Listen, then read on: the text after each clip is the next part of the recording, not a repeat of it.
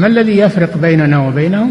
منهج السلف، لأن السلف هم الذين فهموا الكتاب والسنة وساروا عليهما، فنحن نتبع السلف الصالح.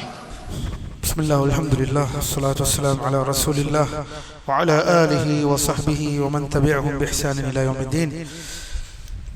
أما بعد، السلام عليكم ورحمة الله وبركاته. الحمد لله. الله نடியார் بارك الله فيكم. ஷர்ஹ் சுன்னா 26வது அமர்வு. அல்லாஹ்வுடைய கிருபையை கொண்டு நூலின் இறுதி பகுதியில் இருக்கிறோம். அல்லாஹ் நமக்கு நல்ல முடிவை தருவானாக. ஆமீன் ஆமீன் யா ரப். நேரடியாக பாடத்திற்குள் செல்வோம். அல்லாஹ்வின் அடியார்களே, எத்தனாவது விஷயம்? Point number 132.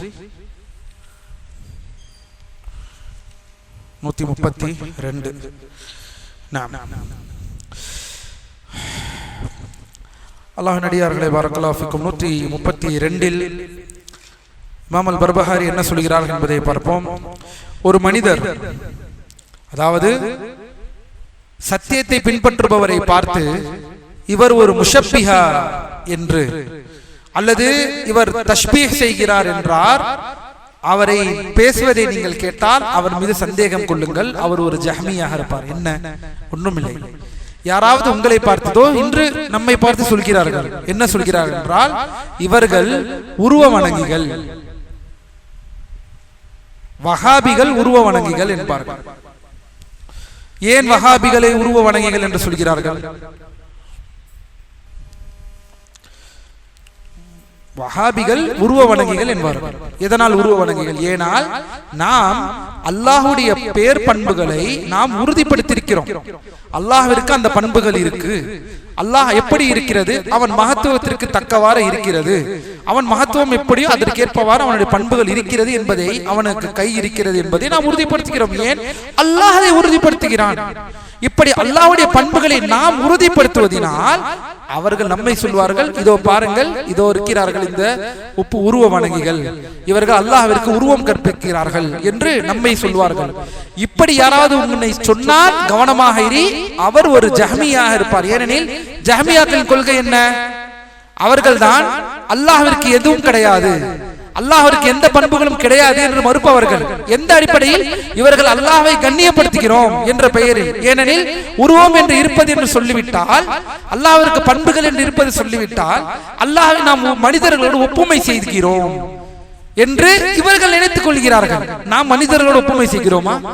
காலங்காலமாக அல்லாஹ்வின் தூதர், சஹாபாக்கள், அத்துணை தலைமுறையிலும் யாரும் பண்புகளை மறுத்ததில்லை. அந்த பண்பை அப்படியே உறுதிப்படுத்துகிறோம். இதை விட்டுவிட்டு என்ன சொல்வார்கள்? நம்மை கேட்டால் இவர்கள் அல்லாஹ்வை ஒப்பிடக்கூடியவர்கள், மனிதர்களோடு ஒப்புமை செய்பவர்கள் என்று நம்ம இன்று வரை சொல்கிறார்கள். முஷப்பிஹா என்று சொல்வார்கள். யூடியூப் சேனல்களே இருக்கின்றது, மேடை பேச்சுகளில் இருக்கிறது. வஹாபிகள் உருவ வணங்கிகள். ஏனெனில் நாம் அல்லாஹ்வுடைய பண்புகளை உறுதிப்படுத்துகிறோம். அதற்காக அல்லாஹ் நம்மை பாதுகாப்பானாக. அல்லாஹ்வின் அடியார்களே, அதைதான் நூலாசிரியர் சொல்கிறார்கள். பாருங்கள், இன்று வரை இருக்கிறது. அதாவது அல்லாஹ்வை படைப்பினங்களோடு ஒப்பிடுபவர் என்றோ அல்லது இன்னார் ஒப்புமைப்படுத்துபவர் பற்றி பேசுகிறார் என்றோ கூறுவதை நீங்கள் செவியுற்றால் அவர் மீது சந்தேகம் கொள்ளுங்கள். மேலும் அவர் ஒரு ஜஹ்மி என்பதை அறிந்து கொள்ளுங்கள். மேலும் ஒரு மனிதன் அஹ்லுஸ் சுன்னாவை பார்த்து இன்னார் ஒரு நாசிபி, இது ஒன்று இருக்கிறது. என்ன தெரியுமா? அல்லாஹ்வின் அடியார்களே, அல்லாஹ் நம்மை பாதுகாப்பானாக. ஷியாக்கள், ராஃபிதாக்கள் நமக்கு ஒரு பேர் வைத்திருக்கிறார்கள். தெரியுமா? நம்மை நாசிபி என்று சொல்வார்கள். நாசிபி என்றால் என்ன? அல்லாஹ் நம்மை பாதுகாக்க வேண்டும். இது நமக்குரிய பெயர் அல்ல. நாசிபி என்றால், கவனியுங்கள், அலி ரலியல்லாஹு அன்ஹு மற்றும் அவர்களது குடும்பத்தாரை வெறுப்பவர். அலி ரலியல்லாஹு அன்ஹு மற்றும் அவர்கள் குடும்பத்தாரை வெறுப்பவர். பாருங்கள், அதுதான் சொல்கிறார்கள் நூலாசிரியர். ஒரு மனிதன் அஹ்லுஸ் சுன்னாவை பார்த்து இவர் ஒரு நாசிபி என்று கூறுவதை கேட்டால் அவர் ஒரு ஷியா, ராஃபிதி என்பதை நீ அறிந்து கொள். உன்னை யாராவது இப்படி சொன்னால் அவர் ராஃபிதி, ஷியாவாகத்தான் இருக்க முடியும். ஏனெனில் அவர் ஒரு பொய்யர். நாம அலி ரலியல்லாஹு அன்ஹுவை, லா இலாஹ இல்லல்லாஹ், எப்பேற்பட்ட சஹாபி, எப்பேற்பட்ட கலீஃபா, உஸ்மான் ரலியல்லாஹு அன்ஹு அவர்களுக்கு பிறகு நாம் அவர்களை பார்க்கிறோம். 4 குலஃபாக்களில் ஒன்றவர், சத்திய சஹாபி. அவர்களுக்கும் முஆவியா ரலியல்லாஹு அன்ஹு அவர்களுக்கும் நடந்ததை நாம் தெளிவாக எப்படி அதை பார்க்க வேண்டும் அவ்வாறு பார்க்கிறோம்.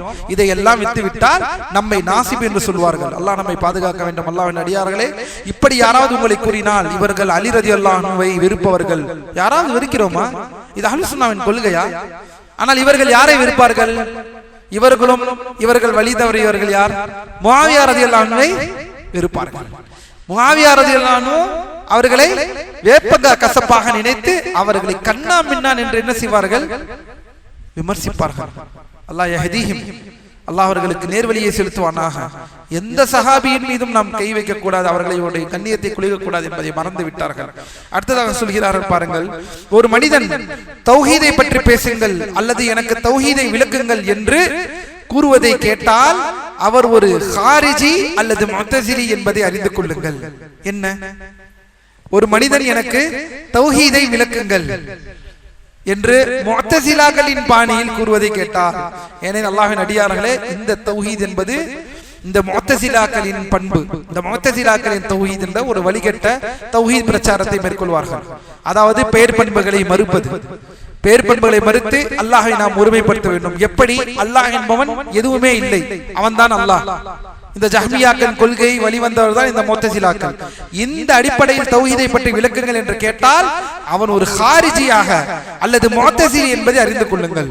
அல்லது ஒருவர் இன்னால் இந்த மனிதர் விதியால் நிர்பந்திக்கப்பட்டவர் என்றோ அல்லது விதி நிர்பந்திக்கிறது என்பதை பற்றியோ பேசினால், அல்லது வழிகட்ட முஅ்தஸிலாக்களின் தவறான அர்த்தத்தில் நீதி பற்றியோ பேசினால் அவர் ஒரு விதியை மறுப்பவர் என்பதை அறிந்து கொள்ளுங்கள். கதரி பாருங்கள், இதுதான் நீதி.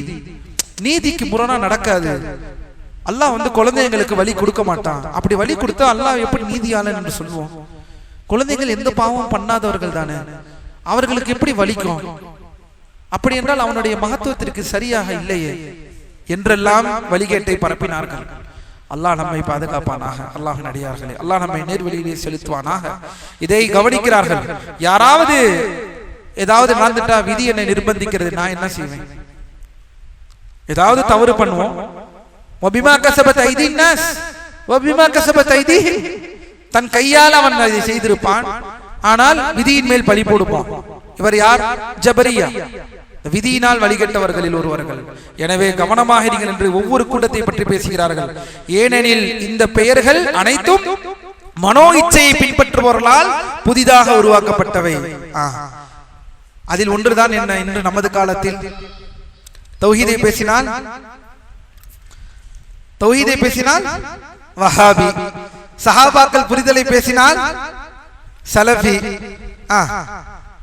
வேறு நவீன சலஃபி, சூடோ சலஃபி, வேறு இன்னும் என்னென்ன பெயர்கள்? மத்ஹலி, எக்ஸ்ட்ரீமிஸ்ட், பயங்கரவாதிகள். லா ஹவ்ல வலா குவத்த இல்லா பில்லாஹ். இதில் பயங்கரவாதத்தை மூச்சுக்கு ஒரு முறை மக்களுக்கு எச்சரிக்கை செய்திருக்கிறோம். நாம் பயங்கரவாதிகள், ஆட்சி வேண்டும், அதிகாரம் வேண்டும், நாற்காலி மட்டுமே எங்களுக்கு நோக்கம், மற்றவர் எல்லாம் காஃபிர் என்று குண்டு போடுபவர்கள் நடுநிலைவாதிகளா? லா ஹவ்ல வலா குவத்த இல்லா பில்லாஹ். அல்லாஹ் நம்மை நேர்வழியில் செலுத்துவானாக. அல்லாஹ்வின் அடியார்களே, அல்லாஹ் நம்மை நேர்வழியில் செலுத்துவானாக. எனினும் சலஃபி என்ற அந்த வார்த்தை, பாரக்கல்லாஹு ஃபீக்கும், அஹ்லுஸ் சுன்னah வழிமுறையில் வந்தவர்கள் காலம் காலமாக இதை பயன்படுத்தக்கூடிய வார்த்தை. நமக்கு எங்கே தெரியும்? தமிழ் நூலிலே கிடைக்கும். அதெல்லாம் அரபி நூல்களில் காலம் காலமாக எழுதப்பட்ட விஷயங்கள். சலஃப், மன்ஹஜு சலஃப், சலஃபுகளின் வழிமுறை. எந்த சலஃபுகள்? சலஃபு சாலிஹீன்கள், முன் சென்ற நல்லோர்கள், மார்க்கத்தை எடுத்து நடத்தியவர்கள், சஹாபாக்கள் வழியின்பால் நின்றவர்கள், அவர்களை அடையாளப்படுத்துவது. வயத்தபிய கைர சபீலில் முஃமினீன், முஃமின்கள் அல்லாத பாதையை பின்பற்றுபவர்கள் என்ற அந்த அடிப்படையை உணர்த்துவதற்காக சொல்வது. வலில்லாஹில் ஹம்த். அடுத்ததாக சொல்கிறார்கள், அப்துல்லாஹ் இப்னு முபாரக் ரஹிமஹுல்லாஹ் அவர்கள் கூறுகிறார்கள், கூஃபா வாசிகளிடமிருந்து ஷியா கொள்கை குறித்து எதனையும் எடுத்துக் கொள்ளாதீர்கள். ஆம், அல்லாஹ்வின் அடியார்களே, ஷியாக்களின் கூட்டம் எங்கே பரவியது? ஷியாக்களின் கொள்கை எந்த இடத்திலிருந்து பரவியது? உலமாக்கள் ஒவ்வொரு ஊராக சொல்கிறார்கள், கவனமாக இருங்கள். கூஃபா, கூஃபா என்றால் எங்கு? கூஃபா எங்க இருக்கிறது? எந்த நாடு? இப்போது தற்போது எந்த நாட்டில் இருக்கிறது கூஃபா? ஈராக். ஈராக். அரபியிலே இராக் என்று சொல்வோம், ஆங்கிலத்திலும் தமிழிலும் ஈராக் என்று சொல்வோம். அதோடைய பெயர் இராக். இராக்கில் இருக்கிறது. கூஃபா என்பது இராக்கில் இருக்கிறது. ஹுசைன் ரலியல்லாஹு அன்ஹுவை நம்பி கழுத்தறுத்தவர்கள் யார்? யார்? கூஃபாவாசிகள். அவர்கள்தான் கர்பலாவில் நடந்தக்கூடிய பெருந்துயரத்துக்கும் காரணமானவர்களும் இந்த கூஃபாவாசிகள் தான். அல்லாஹ் நாடினால் கர்பலா சம்பவத்தை எல்லாம் விரிவாக படிப்போம் இன்ஷா அல்லாஹ். மேலும் அல்லாஹ்வின் அடியார்களே, இங்கே பாருங்கள், கூஃபாவில் உலமாக்கள் சொல்கிறார்கள், கூஃபா என்பது ஷியா கொள்கை உருவான இடமாகும். அங்கேதான் அலி ரலியல்லாஹு அன்ஹு அவர்கள், கவனமாக பாருங்கள் இந்த வார்த்தையை, அங்கேதான் அலி ரலியல்லாஹு அன்ஹு அவர்களை வணங்கப்படுபவன் கடவுளாக சித்தரித்த அந்த சபீகள், அப்துல்லாஹ் இப்னு சபாவின் கூட்டத்தார்கள் உருவானார்கள். அலி ரலியல்லாஹு அன்ஹுவை தஅலீஹில் அலி ரலியல்லாஹு அன்ஹுவை வணங்க வேண்டும் என்ற அந்த கொள்கையை உருவாக்கிய அந்த சபீகள், அப்துல்லாஹ் இப்னு சபாவின் யகூதியின் அந்த கூட்டம் உருவானது எந்த இடம்? கூஃபாவாசிகள். அதனால் தான் அல்லாஹ்வின் அடியார்கள் அந்த காலத்தில் சில ஊர்கள் என்றாலே பயப்பட வேண்டும். அதற்காக கூஃபா என்பதே வழிகட்ட ஊர் அப்படி இல்லை. கூஃபா அந்த இடத்திற்கு பெயர் போனதாக இருந்தது. கூஃபாவில் பெரும் பெரும் சஹாபாக்கள் வந்து தங்கினார்கள். பின்னால் யாராவது ஒரு சஹாபியை சொல்ல முடியுமா? கூஃபாவில் அங்கேயே இருந்து அங்கேயே பல மாணவர்களை உருவாக்கினார்கள்.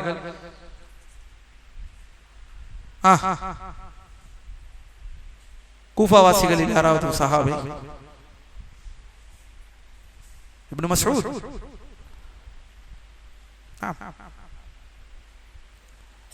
அதே போல் இப்னு உமர். அல்லாஹ் நம்மை நேர்வழியை செலுத்துவானாக. பின்பு அல்லாஹ்வின் அடியார்களை பாருங்கள், எது அதிக அளவில் கவனியுங்கள். பாரக்கல்லாஹு ஃபீக்கும். இன்னும் அவரிடம் என்ன இருந்தது? கவனியுங்கள்.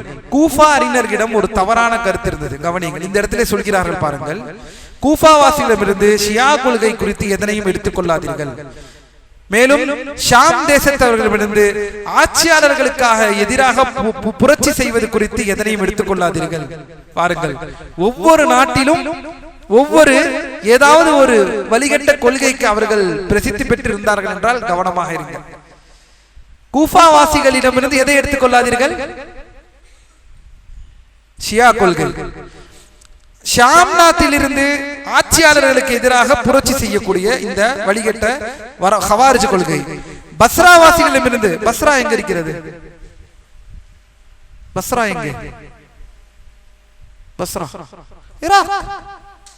ஈராக் பெரிய வரலாற்று நாடு. அல்லாஹ்வின் அடியார்களே, அப்பாசிய கிலாஃபத் நடந்த இடம் ஈராக், இன்று இருக்கக்கூடிய ஈராக். பெரும் நகரம்.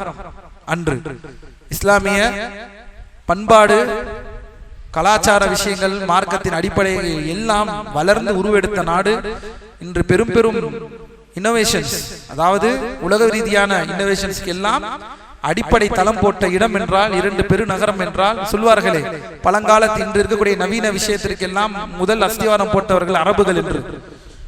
பிளைட்டில் இருந்து, ஏரோடைனமிக்ஸில் இருந்து பல விஷயங்களுக்கு அரபுகள் தான் அஸ்திவாரம் போட்டார்கள் என்று சொல்வார்களே, அது எல்லாம் எந்த காலத்தில் உருவானது? அரபுகள் என்றால் பஸ்ரா கூஃபா இந்த இடத்தில் இருந்தான் வந்தது. அப்பாசிய கிலாபத்தில் இருந்தான் அந்த பஸ்ரா அப்படிய நகரங்கள் பெரும் பண்பாட்டிற்கும் மனிதர்களுடைய அறிவு சார்ந்த விஷயத்திற்கும் துனியா ரீதியான விஷயத்திற்கும் பெரிய இடமாக மாறினது. நஹூ ரீதியாகவும், அதாவது அரபி இலக்கணம் என்ன? அரபியில் படிக்கும் பொழுது கூஃபா வாசிகள் பஸ்ரா வாசிகள் என்றுதான் படிப்போம். அரபியில் இந்த முப்ததா என்பது மர்ஃபூஆ, ஹபர் என்றால் மர்ஃபூஆ. அது வந்து கூஃபாவாசிகளுடைய நிலைப்பாடு என்ன, பஸ்ராவாசி நிலைப்பாடு என்ன என்றெல்லாம் பெரும் பெரும் அடையாளத்திற்கு சொந்தமானவர்கள் தான் இன்று இருக்கக்கூடிய அந்த ஈராக் நாடு. பஸ்ரா, கூஃபா போல பெரும் நகரங்கள். எனவே அல்லாஹ்வின் அடியார்களே, கவனமாக இருந்து கொள்ளுங்கள். அடுத்ததாக பாருங்கள், பஸ்ராவாசிகளிடமிருந்து பக்கம் 91, பஸ்ராவாசிகளிடமிருந்து விதியை மறுப்பது குறித்து எதனையும் எடுத்துக் கொள்ளாதீர்கள். லா இலாஹ இல்லல்லாஹ். ஒவ்வொரு நாடும் ஒவ்வொன்றுக்கும் காரணமாகிறார்கள். குராசான் வாசிகளிடமிருந்து செயல்கள் ஈமானில் அடங்காது. என்ன கொள்கை அது? முர்ஜி, இர்ஜா கொள்கை. இர்ஜா குறித்து எதனையும் எடுத்துக் கொள்ளாதீர்கள். மக்காவாசிகள் வேற வருகிறார்கள். மக்காவாசிகளிடமிருந்து எதை எடுத்துக் கொள்ளாதீர்கள்? சர்ஃப், நாணய பரிமாற்றம் தொடர்பான சில கருத்துக்கள் குறித்து. வட்டி விஷயத்தில் என்ன? அல்லாஹ்வின் அடியார்களே, வட்டியுடைய விஷயத்தில் இப்னு அப்பாஸ் ரலியல்லாஹு அன்ஹுமா அவர்கள் ஆரம்ப காலத்தில் வட்டி விஷயத்தில் ஒரு விஷயத்தில் வேறு மாதிரியான ஒரு ஃபத்வாவை அறிவித்திருந்தார்கள். இப்னு அப்பாஸ் ரலியல்லாஹு அன்ஹு வட்டி சார்ந்த ஒரு விஷயத்தில். பின்பு எப்போது அல்லாஹ்வின் தூதர் ஸல்லல்லாஹு அலைஹி வஸல்லம் இப்படி ஒரு விஷயத்தை தெளிவாக குறிக்கிறார்கள் என்று மற்ற சஹாபாக்கள் மூலமாக அதை அறிந்து கொண்டார்களோ, உடனடியாக அவர்களுடைய அந்த நிலைப்பாட்டை உடனடியாக மாற்றிக்கொண்டு விட்டார்கள். இப்னு அப்பாஸ் ரலியல்லாஹு அன்ஹு, இப்னு அப்பாஸ் எங்கே இருந்தார்கள்? இப்னு அப்பாஸ் எங்கே இருந்தார்கள்? மாஷா அல்லாஹ், இப்போது சஹாபாக்கள் எங்கே இருந்தார் என்பதற்கு ஒரு பதில் இல்லை. இவர் எங்கே இருந்தார், அவர் எங்கே இருந்தார், இலும்பு நாட்டு எங்கே இருந்தார் என்று கேட்டால் இப்போது அப்படியே வந்துவிடும் ஒரு 10 நாடு. அந்த நாட்டிலிருந்து இங்கே கிளம்பினார்கள், இங்கே வந்து பசுமாடை இறக்குமதி செய்தார்கள். ஏன்னா இதுதானே பேசிக் கொண்டிருக்கிறோம் யூடியூபிலே எந்நேரம். இப்னு அப்பாஸ் எங்கே இருந்தார்கள்? துபாயா? யாரு? காதல் மக்கா. இப்னு அப்பாஸ் யாரோ வேற யாரோ சொன்ன மாதிரி, துபாய் என்று யாரோ சொன்னீங்களா? மக்காவாசி. அதனால்தான் மக்கா சம்பந்தப்பட்ட இந்த விஷயத்தில் சொல்கிறார்கள் பாருங்கள், மக்காவாசியிடமிருந்து சர்ஃப் நாணயம் பரிமாற்றம் தொடர்பான சில கருத்துக்கள் குறித்து எடுத்துக்கொள்ளாதீர்கள் வட்டி சார்ந்த விஷயத்தில். ஆனால் அல்ஹம்துலில்லாஹ் எப்போது இப்னு அப்பாஸ் அந்த நிலைப்பாட்டை மாற்றிக்கொண்டு விட்டார்கள். அதையெல்லாம் இப்போது படிக்கக்கூடிய நேரம் அல்ல, அதை நாம் வட்டி விஷயத்தை படிக்கும் பொழுது, ஃபிக்ஹ் படிக்கும் போது பார்ப்போம். சரி, மதீனாவாசிகள் தப்பினார்களா? மதீனாவாசிகளை பாருங்கள், மதீனாவாசிகளிடமிருந்து பாடல் இசை குறித்தோ எதனையும் எடுத்துக்கொள்ளாதீர்கள். பாடல் அல்லது இசை குறித்து எதனையும் எடுத்துக்கொள்ளாதீர்கள். இந்த விஷயங்களில் அவர்களிடம் எதையும் நீங்கள் ஏற்காதீர்கள். சில நிலைப்பாடுகளை பற்றி, அந்த காலத்தில் ஏற்பட்ட விஷயத்தை பற்றி எச்சரிக்கை செய்கிறார்கள். ஏனெனில் ஷேக் ரபி சொல்கிறார்கள், மதீனாவில் சிலரிடம் இசை தொடர்பான சலுகைகள் இருப்பதை போன்ற ஒரு தோற்றம் இருந்தது. ஆனால் இதிலும் தெளிவான சுன்னாவை நாம் பின்பற்ற வேண்டும், இந்த விஷயத்தில் நாம் தெளிவுபடுத்திக் கொள்ள வேண்டும் என்று உலமாக்கள் சொல்கிறார்கள். எனவே அல்லாஹ்வின் அடியார்கள் என்னவென்றால், ஒவ்வொரு காலகட்டத்திலும் ஒவ்வொரு நாடுகளிலும் சில இந்த சட்டத்திற்கு பெயர் போன்று இருந்தார்கள். ஒரு ஊரிலே எல்லாரும் இது இருக்கிறார்கள், நாமும் எடுத்துக்கொள்வோம். சரி, நம்ம ஊரில் ஒரு ஊர் வட்டிக்கு பெயர் போன ஊராக ஒன்று இருக்கிறது, அப்படி என்றால் அது சரியாயிடுமா? இந்த ஊரில் எல்லோரும் வட்டியில் இருக்கிறாங்க, இந்த ஊரில் வட்டி இல்லாமல் இந்த ஊரே இல்லை என்று சொல்கிறார்கள். அது அப்படி என்றால் அது சரியாகிவிடுமா? ஒட்டுமொத்த பேரும் தௌபா செய்ய வேண்டும். அந்த வட்டி சம்பந்தப்பட்டமான வியாபாரத்தை உடனடியாக விட்டுவிட வேண்டும். இதுதான் சத்தியம். ஒரு ஊர் அடையாளமாக ஆகிவிடுமா? இமாம் பர்பாரி அதை தான் சொல்கிறார்கள். எங்கேயாவது நீ ஒரு ஊருக்கு போய் இந்த ஊரில் இந்த சட்டத்தை வைத்திருக்கிறார்கள் என்று சொன்னால் அது ஹராம். ஊரை காரணம் காட்டி விடாதே, சத்தியத்தை பார். அல்லாஹ் நம்மை பாதுகாக்க வேண்டும். அல்லாஹ்வின் அடியார்களே, அல்லாஹ் நம்மை நேர்வழியை செலுத்துவானாக. ஏதாவது எங்கள் ஊர் வழக்கம் கவனிங்கள். இது என்ன? இது எங்கள் ஊர் வழக்கம். என்ன ஊர் வழக்கம்? வரதட்சணை வாங்குவது எங்கள் ஊர் வழக்கம். வரதட்சணை வாங்குவது உங்கள் ஊர் வழக்கமா? இவ்வளவுதான் போட வேண்டும் அல்லது இப்படித்தான் இருக்க வேண்டும் என்ப மாண்புகளை மாற்றுவது. மாப்பிள்ளை கண்டிப்பாக எங்கள் வீட்டில் தான் இருக்க வேண்டும், மாப்பிள்ளை வெளியே போகக்கூடாது, மாமனார் வீட்டில் மாமியார் வீட்டில் வாழ வேண்டும், இப்படியெல்லாம் அடிப்படை விஷயங்களை நீங்கள் மாற்றுவது உங்கள் ஊர் வழக்கமாகிவிட்டால் அது ஹலால் ஆகிவிடுமா? ஊர் வழக்கமாகிவிட்டால். அல்லாஹ்வின் அடியார்களை, வழக்கம் என்பதற்கு மார்க்கத்தில் அனுமதி இருக்கிறதா? இருக்கிறது. எப்போது? ஹராம் என்ற எல்லையை தொடாமல் இருந்தால் வழக்கத்திற்கு மதிப்பு இருக்கிறது நம் மார்க்கத்தில். ஹராம் இல்லாமல் இது எங்க ஊர் வழக்கம் அப்படின்னு சொன்னா தப்பில்லை. ஹராம் என்ற நிலையை அடையாமல் இருந்தால் தப்பில்லை. ஆனால் ஹராம் என்ற நிலைக்கு வந்து விட்டது என்றால் எந்த ஒரு வழக்கமும் எதுவும் அல்லாஹ்வின் மார்க்கத்திற்கு முன்னால் கிடையாது. அதையெல்லாம் தூக்கி எறிந்து விட்டு தான் இஸ்லாத்தை ஏற்றிருக்கிறோம். அதையெல்லாம் தூக்கி எறிந்து விட்டு தான் இஸ்லாத்தை ஏற்றிருக்கிறோம். அல் இஸ்லாமு லில்லாஹ், அல்லாஹ்விற்கு முழுதுமாக சரணடைவது. ஊர் வழக்கத்தை வைத்துக் கொண்டு எப்படி இஸ்லாம் இஸ்லாம் என்று சொல்வீர்கள்? மார்க்கத்துக்கு முரணாக இருந்தால். அல்லாஹ் நம்மை நேர்வழியை செலுத்துவானாக. இந்த விஷயத்தில் 133வது விஷயம், ஒரு மனிதர் அபூ ஹுரைரா, அனஸ் பின் மாலிக் மற்றும் உஸைத் பின் ஹுதைர் ரலியல்லாஹு அன்ஹு ஆகியோரை நேசிப்பதை நீ கண்டால் அவர் ஒரு சுன்னாவை பின்பற்றுபவர் இன்ஷா அல்லாஹ் என்பதை அறிந்து கொள். அதேபோல் ஒருவர் அய்யூப் இப்னு அவுன், யூனுஸ் இப்னு உபைத், அப்துல்லாஹ் இப்னு இத்ரீஸ் அல் அவ்தி அல் அஷஅபி, மாலிக் இப்னு மிக்வல், யஸீத் இப்னு சுரைஹ், முஆத் இப்னு முஆத் வஹ்ப் இப்னு ஜரீர், ஹம்மாத் இப்னு ஸலமஹ், ஹம்மாத் இப்னு ஸைத், மாலிக் இப்னு அனஸ், அவுஸாயி மற்றும் ஸாயித் இப்னு குதாமா ஆகியோரை நேசிப்பதை கண்டால் அவர் ஒரு சுன்னாவை பின்பற்றுபவர் என்பதை அறிந்து கொள். சுப்ஹானல்லாஹ். அல்லாஹ்வின் அடியார்கள் இதெல்லாம் என்ன அடையாளப்படுத்துகிறார்கள் நூலாசிரியர்? என்ன அடையாளப்படுத்துகிறார்கள்? மகனே முஸ்லிமே, சஹாபாக்களை ஒரு எடுத்துக்காட்டாக ஒரு 3 பேரை சொல்லி இவர்களை எல்லாம் நேசிப்பவரை நீ கண்டால் அவர் சத்தியத்திருக்கிறார் என்று அறிந்து கொள். இந்த சஹாபாக்களை வெறுப்பவனையும் சஹாபாக்களை விமர்சிப்பவனை கண்டால் அவன் வழிகேடன் என்பதை புரிந்து கொள். முஆவியா ரலியல்லாஹு அன்ஹு விமர்சிப்பவனை கண்டால் அவர் வழிகேடர். அலி ரலியல்லாஹு அன்ஹு விமர்சிப்பவரை கண்டால் வழிகேடர். அம்ர் இப்னு ஆஸ் அவர்களை விமர்சிப்பதை கண்டால் அவர்கள் வழிகேடர். சஹாபாக்களுக்கு நடந்த ஃபித்னாவை, அவர்களுக்கு நடந்த அந்த விஷயங்களை எடுத்து பேசி சஹாபாக்களின் கண்ணியத்தை உடைக்க நினைக்கும் ஒவ்வொரு இந்த வரலாற்றை பேசுக என்ற பெயரில் மக்களுக்கு மத்தியில் வழிகேட்டை புகுத்துவர்கள் ஒவ்வொருவரும் வழிகேடர்கள். கவனமாக இருந்து கொள்ளுங்கள். கேட்டால் படிப்பினை. என்ன படிப்பினை? எப்படி சஹாபாக்களை பற்றி நஞ்சையும் வெஞ்சையும் நீங்கள் உங்கள் மனதிலே அப்பாவி மக்கள் மத்தியிலே விதைப்பது உங்களுக்கு படிப்பினையா?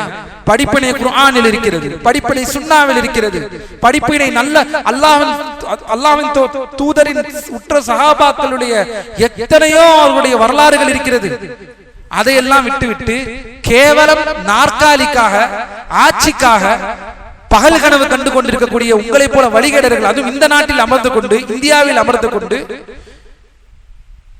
இதில் இருக்கக்கூடிய எல்லாத்தையும் நீங்கள் ஏற்றுக்கொண்டு, ஆனால் அதே சமயம் மக்களை நாங்கள் அது செய்கிறோம் இது செய்கிறோம் என்று மக்களை ஏமாற்றி நாற்காலியின் பால் வெறும் ஒரு பொலிட்டிக்கல் காசாக இஸ்லாத்தை ஒரு அரசியல் நோக்கத்திற்கு இஸ்லாத்தை நீங்கள் காட்டுவது அல்லாஹ்விற்கு நீங்கள் அஞ்ச வேண்டும். இதற்கு பகடுகளை சஹாபாக்களை திட்டி தீர்ப்பது, முஆவியா ரலியல்லாஹு அன்ஹுவை பேசுவது, கிலாஃபத்தை பற்றி பேசுவது, விமர்சிப்பது, அப்படி இப்படி. அதே அல்லாஹ்வின் தூதர் என் தோழர்களை பற்றி பேசாதீர்கள் என்றார்கள். அல்லாஹ் நம்மை பாதுகாப்பானாக. பாருங்கள், இன்னும் அடுத்தது ஒவ்வொரு ஆலிம் பெயர்களை சொல்கிறார்கள். அதே போலதான் இன்று உலமாக்கள் சொல்கிறார்கள். இப்னு பாஸ், இப்னு உஸைமீன், அல்பானி, முக்பில், ஸைத் அல் மத்கலி, ரபீ அல் மத்கலி, உபைத் அல் ஜாபிரி, அப்துல் முஹ்சின் அல் அப்பாத், சாலிஹ் அல் ஃபௌசான், அத்துணை உலமாக்கள் இருக்கிறார்கள். அவர்களை பற்றி எல்லாம் பேசுபவர்கள் அவர்களுக்கும் இதேதான். ஒவ்வொரு நூற்றாண்டிற்கும் ஒவ்வொரு உலமாக்கள் இருந்தார்கள், ஆலிம் பெருமக்கள் இருக்கிறார்கள். இந்த உம்மத்தை வழிநடத்தக்கூடியவர்கள், முஸ்லிம்களுக்கு வழிநடத்தக்கூடியவர்கள் அத்துணை பேர் இருக்கிறார்கள். வலில்லாஹில் ஹம்த். எப்படி இமாம் பர்பஹாரி அவர்கள் காலத்தில் இவர்கள் எல்லாம் சத்திய இந்த உலமாக்களை பற்றி பேசுபவன் வழிகேடன் என்றால், இக்காலத்திலும் இந்த உலமாக்களை பற்றி பேசுபவர்கள் வழிகேடர்கள். பெயர்கள் மட்டும்தான் மாற்றம். அல்லாஹ்வின் அடியார்களே, இன்று உயிருடன் இருக்கக்கூடிய உலமாக்களை பற்றி பேசினால் ஷேக் சாலிஹ் அல் ஃபௌசான், ஷேக் அப்துல்லா புகாரி போன்ற உலமாக்கள், ஷேக் அரஃபாத் பின் ஹசன் அல் முஹம்மதி, இப்படிப்பட்ட உலமாக்களை ஆலிம்களை பேசினால் குறை பேசுவது அல்லாஹ்வின் அடியார்களை சத்தியத்தை தட்டுவதற்கு சமம் என்பதை மறந்து விடாதீர்கள். அல்லாஹ் நம்மை நேர்வழியிலே செலுத்துவானாக. பின்பு சொல்கிறார்கள் பாருங்கள், மேலும் ஒருவர் ஹஜ்ஜாஜ் பின் மின்ஹால், அஹ்மத் இப்னு ஹம்பல், அஹ்மத் இப்னு நதர் ஆகியோரை நேசித்து அவர்களை நன்மையாக குறிப்பிட்டு அவர்கள் கூறிய கொள்கையே தானும் கூறினால் அவர் ஒரு சுன்னாவை பின்பற்றுபவர் இன்ஷா அல்லாஹ் என்பதை அறிந்து கொள். உலமாக்களின் நேசத்தை கொண்டு அறியப்பட்டார்கள். ஆனால் இன்று உலமா என்பவர்களை மறந்த சமூகமாக வாழ்கிறோம். உலமாக்களா? அவர்கள் யார்? உலமாக்கள்னா இந்த ஆட்சியாளர்களுக்கு சொம்படிப்பார்களே அவர்களா? லா இலாஹ இல்லல்லாஹ், லா இலாஹ இல்லல்லாஹ். இந்த இஹ்வானிச சிந்தனை பொதுமக்களை பொதுமக்களை வீணாக்கி பாழாக்கி இருக்கிறது. இந்த இஹ்வானிச சிந்தனைகள், இந்த அரசியல் சிந்தனைகள் உலமாக்களை உம்மத்திலிருந்து, உம்மத்தை விட்டு உலமாக்களை தூரமாக்கி வைத்து உலமாக்கள் மீது வெறுப்பு காழ்ப்புணர்ச்சியை ஏற்படுத்தியவர்கள் தான் இந்த இஹ்வானிச சிந்தனை உடையவர்கள். இவர்களால் நாட்டுக்கும் கேடு, மக்களுக்கும் கேடு, மார்க்கத்திற்கும் கேடு. அல்லாஹ் நம்மை பாதுகாப்பானாக. சுப்ஹானல்லாஹ். அல்லாஹ்வின் அடியார்களே, உலமாவை நேசிக்கக்கூடிய சமூகம் வெற்றி பெற்ற சமூகமாக இருக்க முடியாது. அல்லாஹ்வின் தூதரின் ஸல்லல்லாஹு அலைஹி வஸல்லம் வாரிசுகளை பேசுவது அல்லாஹ்வின் அடியார்களே சாதாரண விஷயம் அல்ல. அல்லாஹ் நம்மை நேர்வழியிலே செலுத்துவானாக. 134.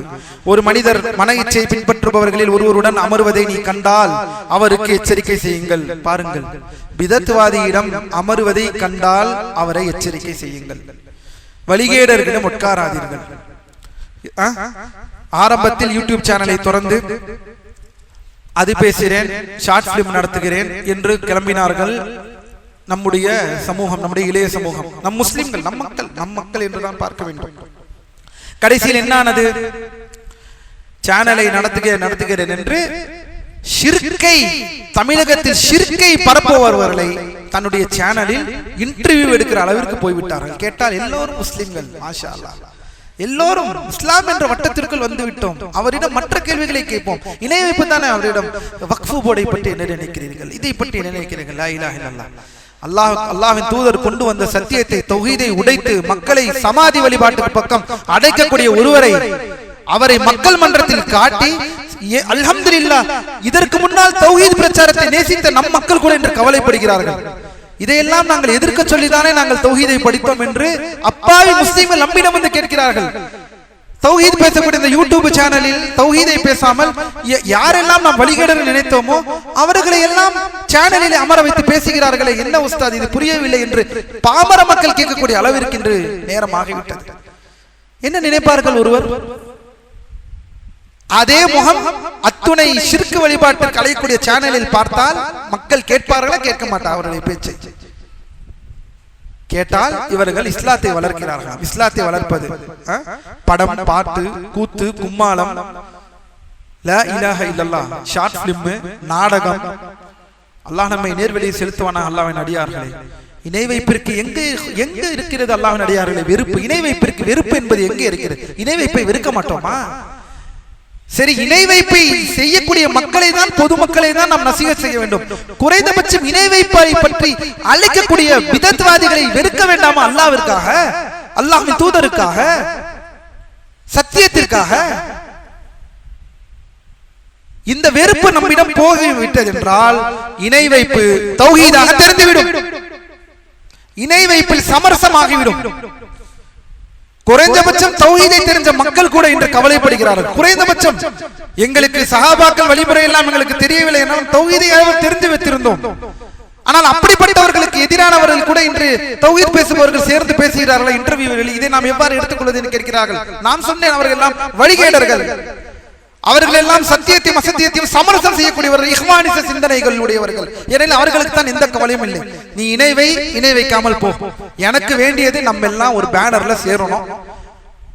நாம ஆட்சி, அதிகாரம், நாற்காலி, காசு, மக்கள்கிட்ட காசு வாங்குறது, இதுதான் எங்க வேலை. நீ இணை வைக்காம போ. நீ ஆயிஷா ரலியல்லாஹு அன்ஹா திட்டாம போ. எனக்கு அதை பத்திலாம் கவலை இல்லை. அல்லாஹ் நம்மை நேர்வழியை செலுத்துவானா? அல்லாஹ்வின் அடியார்களே, பாருங்கள் நூலாசிரியர் சொல்வதை. இந்த மாதிரி நீ பேசுவதை கேட்டால் எச்சரிக்கையாக செய்யுங்கள். அந்த வழிகெட்டவரை பற்றி அவருக்கு தெரிவுபடுத்துங்கள். எங்க தெரியப்படுத்துறது வழிகெட்டவரை பற்றி? வழிகெட்டவரை சீஃப் கெஸ்டாக அமர வைத்து சேனலில் இன்டர்வியூ எடுக்கக்கூடியவர்களை இங்க எப்படி வழிகெட்டவரை பற்றி அவருக்கு தெரியப்படுத்துவாரா? சேனல் உட்கார வச்சு இதோ வந்திருக்கிறார் இணை வைப்பினுடைய அழைப்பாளர், தமிழகத்தின் இணை வைப்பு அழைப்பாளர் இதோ இருக்கிறார், இவரை பற்றி தெரிந்து கொள்ளுங்கள், இவர் வழிகேடர் என்றார். அவர் ஒரு பெரிய ஆளுமை. கடைசியில் அவர் இந்த சேனலை நன்றாக யூஸ் பண்ணிவிட்டு நன்றாக இறக்கி விட்டு போயிட்டு விட்டார் இணை வைப்பு கொள்கையை. அவர் என்ன செய்து விட்டார்? இணை வைப்பு கொள்கையை இதுதான் சரியான சான்ஸ், இவனுங்களே நம்மள்ட்ட வந்து மாற்றாங்க. இஹ்வானி எங்க இருந்தாலும் இந்த இஹ்வானி சிந்தனை வந்துருச்சுன்னா ஈஸியா நம்ம இந்த மீடியம் வச்சு நம்மளே மக்களை குழப்பிடலாம். அவர் அழகா பேசி வச்சுட்டு போயிட்டாரு. ஷிர்க்லாம் ஒண்ணும் கிடையாது, எல்லாம் ஒண்ணுதான். இறைவனை நம்ம சொல்றோம். இறைவன் ரூபிய பறைத்தல், பரிபாலித்தல், மலையை வணங்குதல், இதெல்லாம் அல்லாஹ் என்று நம்பிக்கை கொண்டால் அல்ஹம்துலில்லாஹ் நம்ம எல்லாம் முஸ்லீம். அப்படின்னா அபூஜஹல் தான் முஸ்லீம். அபூஜஹல் என்ன நம்பலையா? அல்லாஹ் ரூபியத்தை நம்பாதவனா அபூஜஹல், அபூலஹப் தெளிவாக நம்பிக்கை கொண்டார்கள். அல்லாஹ் சொல்லவில்லையா? நீங்கள் அவரிடம் கேட்டால் உங்களை படைத்தது யார் என்று கேட்டால் அல்லாஹ் தான் என்று சொல்வார்கள். பின்பு ஏன் அல்லாஹ்வின் தூதர் போர் செய்தார்கள்? படைச்சது அல்லாஹ் என்று சொன்னவனோட ஏன் அல்லாஹ்வின் தூதர் போர் செய்தார்கள்? ஏன் காஃபிர் என்று சொன்னார்கள்? அல்லாஹ் தானே சொல்றான். அல்லாஹ்னு தானே சொன்னான். உனக்கு மலையை பொழிவிச்சது யாருன்னு கேட்டால் குர்ஆன்ல வரக்கூடிய அத்தனை வசனங்கள். ஏன் அல்லாஹ்வின் தூதர் போர் செய்தார்கள், ஏன் காஃபிர்கள் சொன்னார்கள்? ஏனெனில் சொன்ன அந்த அல்லாஹை ஆதாரத்தை நீ காட்டவில்லை, நீ இணை வைத்தாய், வணக்க வழிபாட்டை அல்லாஹ்விற்கு இணை வைத்தாய். அல்லாஹ் நம்மை நேர்வழியில் செலுத்துவானாக. மேலும் பாருங்கள் அல்லாஹ்வின் அடியார்களே, அவரை விட்டு நீங்கள் எச்சரிக்கையாக இருங்கள், ஏனெனில் அவர் ஒரு மன இச்சையை பின்பற்றக்கூடிய வழிகேடர். 135வது விஷயம், ஒரு மனிதனிடம் நீ ஒரு அசர் என்றால் இங்க பிராக்கெட்டில் கொடுத்திருக்கிறேன் ஆதாரங்கள், நபிகளாரின் ஹதீஸ் அல்லது நபித்தோழர்களின் கூற்று ஆதாரத்தை கொண்டு வரும்போது அதை அவர் ஏற்க மறுத்து எனக்கு குர்ஆன் மட்டும் போதும், குர்ஆனிலிருந்து ஆதாரத்தை காட்டு என்று கூறுவதை நீ கேட்டால் அவர் ஒரு சிந்தீக், மார்க்கத்தை முறித்த வழிகேடர் என்பதில் எவ்வித சந்தேகம் கொள்ளாதே. உடனே அவரை விட்டு எழுந்து செல், அவரை புறக்கணித்து விடு. இது யார்?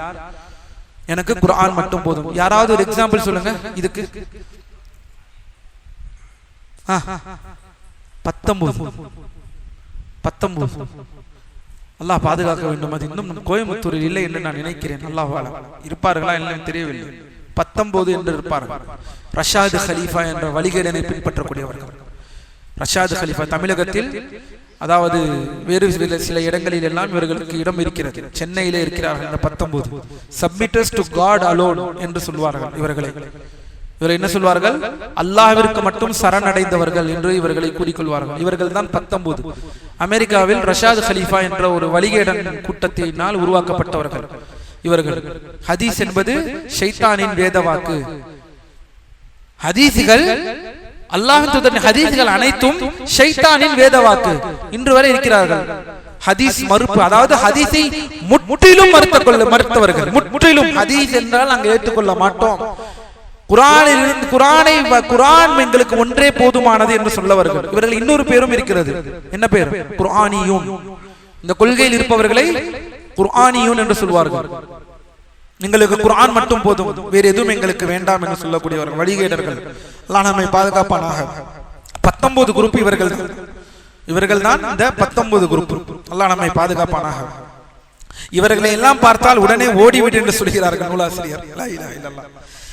136 அறிந்து கொள், மன இச்சையினால் உருவான மார்க்கத்திற்கு முரணான அனைத்து கொள்கைகளும் மோசமானவை. லா இலாஹ இல்லல்லாஹ். அல்லாஹ்வின் அடியார்களே, இதை முதலில் கொள்கையில் சமரசம் வேண்டாம். அல்லாஹ்வின் அடியார்களே, ஒரு கொள்கைகள் ஒன்றுதான் சத்தியமாக இருக்க முடியும், அது நபி வழியாகத்தான் இருக்க முடியும். அதுதான் நபி வழி நின்ற இஸ்லாமிய கொள்கை, சஹாபாக்கள் வழி நின்ற பால். இது அல்லாதது அனைத்தும் மோசமானவை என்பதை முதலில் மனதில் கொண்டு வாருங்கள். எல்லாமே சரியா இருக்கும்னா எப்படி சரியா இருக்கும்? எப்படி சரியா அப்படின்னா 73 சரியா இருக்குமா? நீங்க சொல்றது எப்படி இருக்குன்னா 73 சரியா இருக்குன்னு அர்த்தமாயிடும். எப்படி 73 சரியா இருக்கும்? அல்லாஹ்வின் தூதர் சொன்னது என்ன? 73இல் 1 தான் சரியா இருக்கும். 72 நார் நெருப்பு, நரகம். இதை ஏற்றுக்கொள்ள பக்குவம் எப்போது வரும்? எப்போது கொள்கையில் சமரசம் இல்லாத ஒரு அந்த துணிவு எப்போது நம்மிடம் வரும் முஸ்லிம்களிடம்? அப்போதுதான் அல்லாஹ்வின் அடியார்களே, நம் வியாபாரத்தில் நம் நாடு செழிக்கும், வியாபாரம் செழிக்கும், நம்மிடம் பரக்கத்திற்கும். கொள்கை மிக முக்கியமான விஷயம். உலமாக்கள் ஒரு காலத்தில் சொல்வார்கள், ஒரு நாட்டில் விலை மதிப்பு அதிகமா இருக்கிறது என்றால் தேடி பாருங்கள் அந்த நாட்டில் இணை வைப்பும் கொள்கைகள் பிதத்தும் இருக்கிறதா என்று. ஒரு நாட்டில் பொருட்கள் விலைகள் அதிகமாக இருக்கிறது, பொருட்களுடைய விலை உயர்ந்திருக்கிறது, பொருட்களை வாங்க முடியவில்லை, பரக்கத்திருப்பதில்லை சம்பாத்தியத்தில் என்று சொன்னால் முதல் என்ன தேடுவார்கள் தெரியுமா உலமாக்கள்? முதல் தேடுவது அந்த நாட்டில் ஷிர்க் இருக்கிறதா முதலில் பாருங்கள், அதுதான் காரணமாக இருக்கு. இரண்டாவது பிதத் இருக்கின்றதா பாருங்கள், அதுதான் காரணமாக இருக்கு. அல்லாஹ் நம்மை பாதுகாப்பானாக.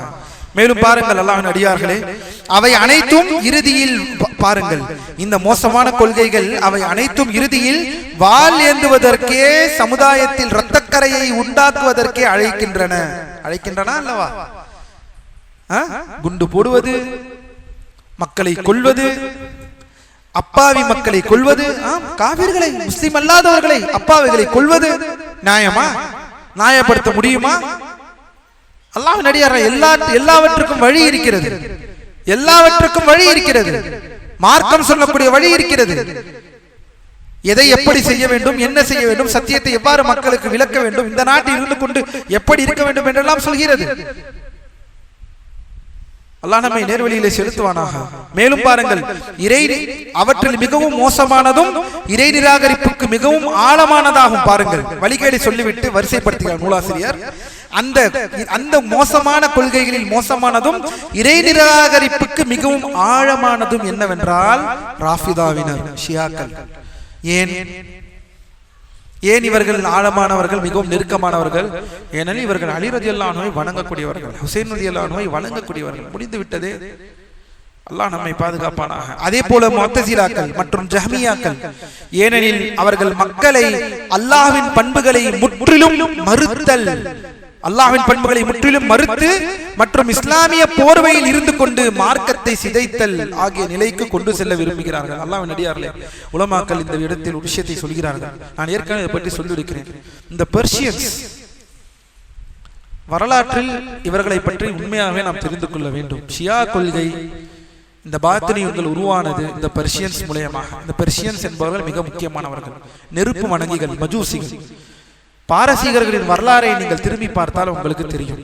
பாரசீகர்கள் என்றுமே தங்களை விட யாரும் உசத்தையர்கள் இல்லை, நாங்கள் மட்டுமே மேலானவர்கள் என்ற அந்த பழமை, அந்த பிடிவாத பிடித்த ஒரு கூட்டம் என்றால் பாரசீகர்கள்.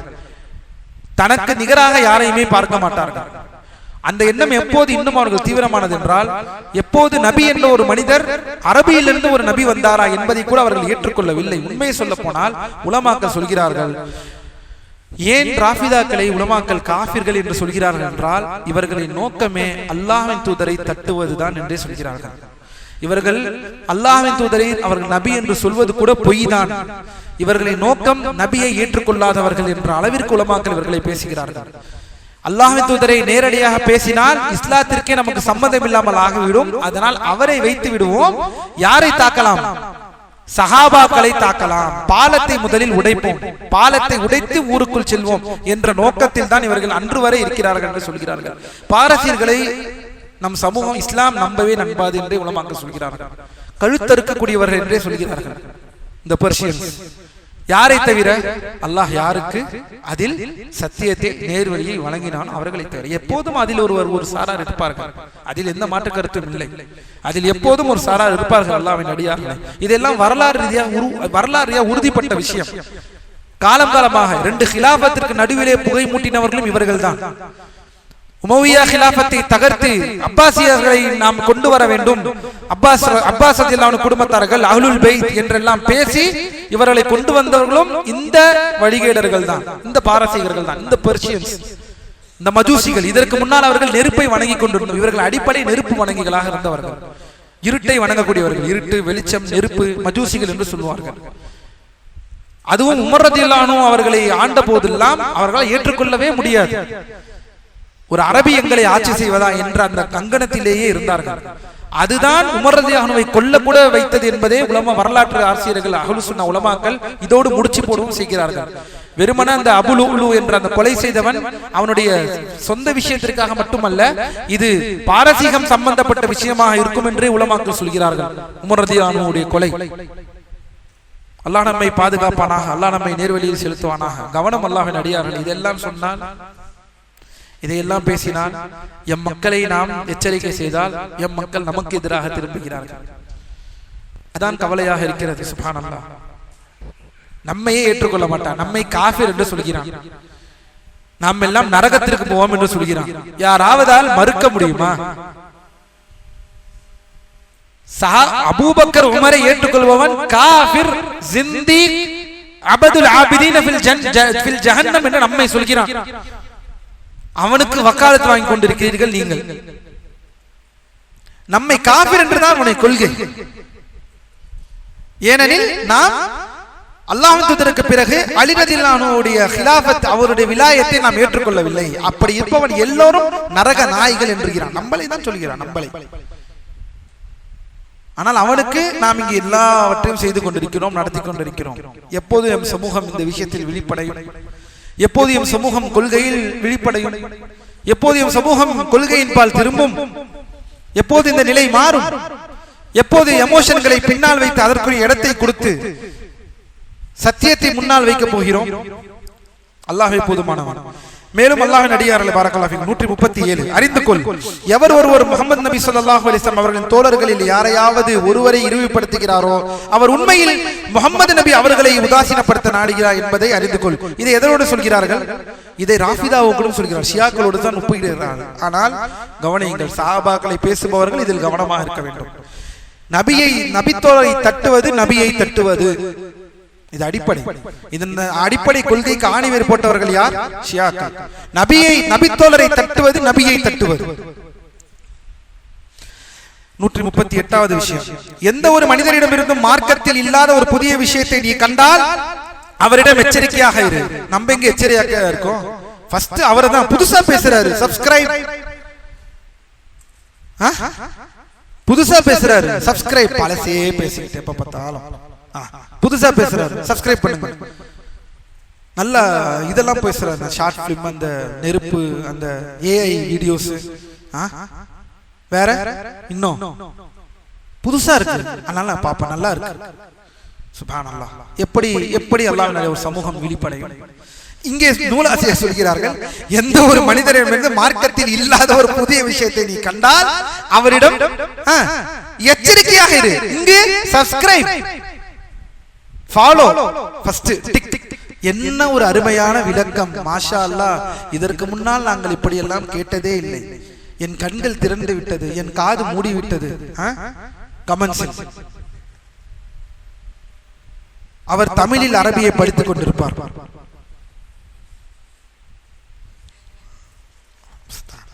அல்லாஹ் நேர்வழி செலுத்த வேண்டும் நம் மக்களுக்கு. 130 மேலும் சொல்கிறார்கள் 138 இறுதியில் பாருங்கள், ஏனென்றால் அவர் உன்னிடம் வெளிப்படுத்துவதை விட மறைத்து வைத்திருப்பதே அதிகமாக இருக்கும். வாங்கள் நாம் வரலாற்றை படிப்போம் என்று கூப்பிடுவார்.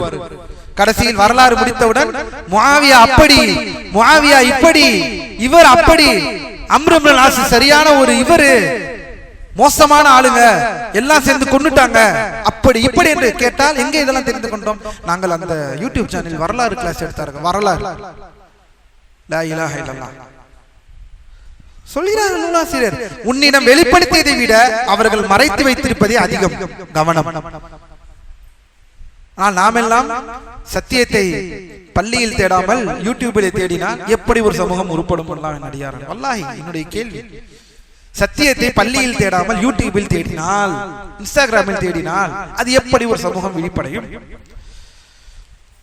139வது விஷயம், ஒருவர் தவறான நடத்தை மற்றும் கவனியுங்கள் இதை, சுப்ஹானல்லாஹ், இதை கவனியுங்கள். ஒருவர் தவறான நடத்தை மற்றும் கருத்தை உடையவராக, தவறான நடத்தை, தப்பான ஆளு, ஏதாவது தப்பான ஆளு அல்லது தவறான கருத்தை உடையவராகவோ, பாவியாகவோ, ஒழுக்கம் கெட்டவராகவோ அல்லது பாவங்கள் புரியபவராகவோ, அநியாயம் செய்பவராகவோ இருந்து பாருங்கள், ஒழுக்கம் கெட்டவர், தவறானவர், பாவம் செய்பவர், அப்படி இப்படி, ஆனால் அவர் சரியான கொள்கையின் மீது இருந்தால்,